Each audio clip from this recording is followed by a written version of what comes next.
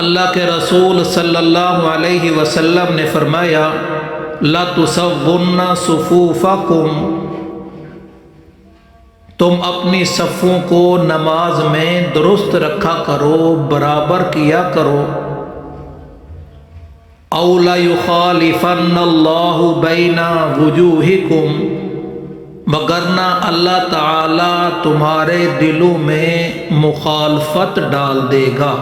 نمازی حضرات کے لیے پیارے نبی صلی اللہ علیہ وسلم کی تعلیم ہے کہ نمازی حضرات جب نماز کے لیے کھڑے ہوتے ہیں تو اس میں نمازی حضرات اپنی صفوں کو، اپنی ایڑیوں کو برابر رکھیں، وگرنہ پیارے نبی صلی اللہ علیہ وسلم نے فرمایا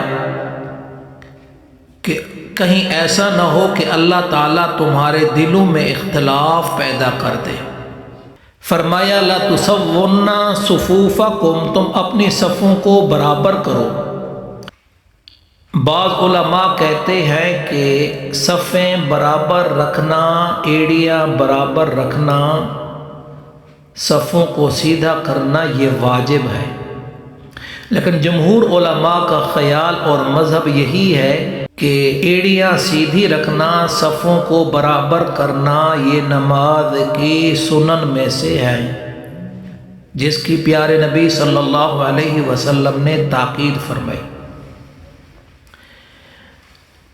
او لا یخالفن اللہ بین وجوہکم، وگرنہ اللہ تعالیٰ تمہارے دلوں میں اختلاف پیدا کر دے گا۔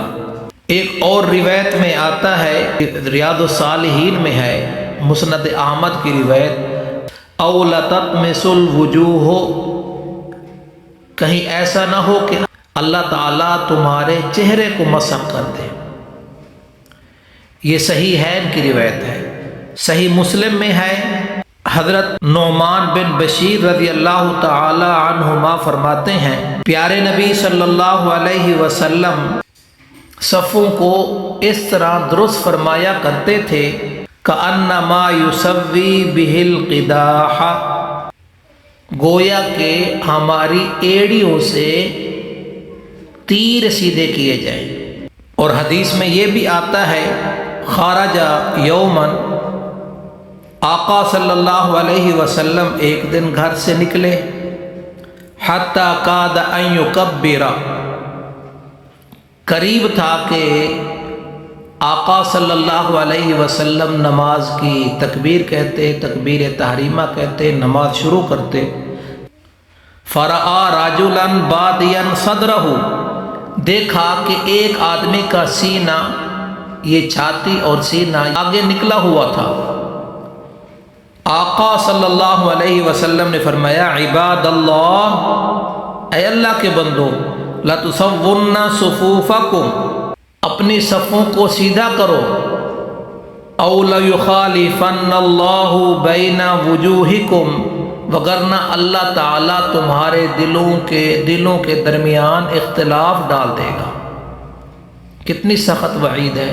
نمازی نماز کے لیے آتے ہیں اور الحمدللہ اللہ تعالیٰ کی توفیق سے ایک اہم فریضہ ادا کرتے ہیں، لیکن نماز کے آداب اور نماز کی صفوں کا اہتمام نہیں کرتے، جس کی وجہ سے بہت بڑے نقصان کا خطرہ ہے۔ نماز ایک اہم فریضہ ہے، تو نمازی حضرات نماز کے اندر ایڑیاں بھی برابر رکھیں، یعنی اپنی ایڑیاں اپنے صف کے آخر میں رکھیں، اور نمازی آدمی کم از کم نماز کے اندر تو اپنے ٹخنوں کو ننگا کر لیا کرے۔